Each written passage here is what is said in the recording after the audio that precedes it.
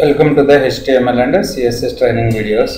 ఈ వీడియోలో మనం క్రియేట్ చేసుకున్న వెబ్సైట్లోకి అంటే మన వెబ్సైట్లోకి ఎలా అప్లోడ్ చేయాలో చూద్దాం. నా వెబ్సైట్ నేమ్ వచ్చి VFX, డొమైన్ నేమ్ వచ్చి vfx-training.in. సో యాక్చువల్గా ఈ డొమైన్ రిజిస్టర్ చేశాను కానీ ఇందులో ఏమీ ఫైల్స్ పెట్టలేదు. ఓకే, నేను మాన్యువల్గా HTML పేజెస్ క్రియేట్ చేశాను. సో ఇది మా స్టూడెంట్ ఒక క్రియేట్ చేసింది. సో ఇది వెబ్సైట్ అన్నమాట. Home, about us, courses, contact us. So తనకు ఒక చిన్న వర్క్ కింద ఇచ్చాను, ఇది క్రియేట్ చేసి పెట్టింది నాకు after completion of HTML and CSS. ఇంకా బ్యూటిఫుల్గా లుక్ రావాలంటే మనం HTML5, CSS3 ఇచ్చుకుని క్లియర్గా మనం దీన్ని డిఫైన్ చేసుకోవచ్చు. సో ఇది నా ఫైనల్ వెబ్సైట్ అనుకుంటున్నాను. దీన్ని నా సర్వర్లోకి అప్లోడ్ చేయాలి. సో నేను ఇందులో FTP అకౌంట్ ద్వారా ఎలా అప్లోడ్ చేయాలో చూపిస్తాను. మీరు డొమైన్ తీసుకున్న తర్వాత, హోస్టింగ్ తీసుకున్న తర్వాత మీరు అడగవచ్చు మీ FTP యూజర్ నేమ్ ఏంటి, పాస్వర్డ్ ఏంటి అని అడిగితే డొమైన్ ప్రొవైడర్ ఇస్తాడు. నా హోస్ట్ నేమ్, నేను దీని పర్పస్ ఏ అకౌంట్ యూజ్ చేస్తున్నానంటే ఫైల్ జిల్లా అనే అకౌంట్ని యూజ్ చేస్తున్నాను. ఫైల్ జిల్లా అనే సాఫ్ట్వేర్ని. ఓకే, మీరు ఈ ఫైల్ జిల్లా సాఫ్ట్వేర్ని filehippo.com నుంచి డౌన్లోడ్ చేసుకుని కూడా ఇన్స్టాల్ చేసుకోండి. filehippo.com ఓపెన్ చేసి అందులో ఫైల్ జిల్లా అని కొడితే వస్తుంది. దాన్ని డౌన్లోడ్ చేసి మీ సిస్టంలోకి ఇన్స్టాల్ చేసుకున్న తర్వాత మీకున్న హోస్ట్ నేమ్ ఇస్తాడు వాడు.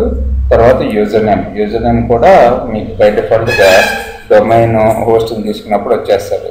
తర్వాత పాస్వర్డ్ ఎంటర్ చేసి క్లిక్ కనెక్ట్ కొట్టండి.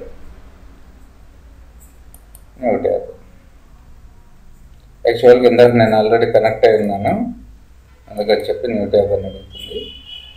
సో కనెక్ట్ అయిన తర్వాత నా సైట్లో, నా డొమైన్లో ఫైల్స్ ఏమీ లేదు కాబట్టి ఇలా డిస్ప్లే అవుతుంది. ఓకే, ఇప్పుడు ఇందులోకి నా సైట్ని అప్లోడ్ చేస్తున్నాను, నా హోస్ట్లోకి. సో ఇలాగా నేను నా వెబ్సైట్ని ఎక్కడ సేవ్ చేసి పెట్టాను, డెస్క్టాప్లో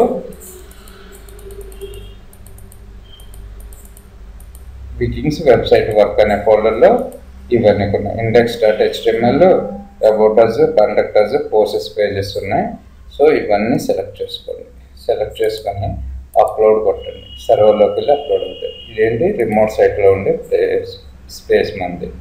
ఓకే, ఇందులోకి ఫైల్స్ అన్నీ అప్లోడ్ అవుతున్నాయి. అప్లోడ్ అయిన తర్వాత ఒక 2 minutes ఆగి మీ డొమైన్ నేమ్ దగ్గర ఒకసారి రిఫ్రెష్ కొట్టండి. సో ఆల్రెడీ సైట్ అనేది అప్లోడ్ అవుతుంది.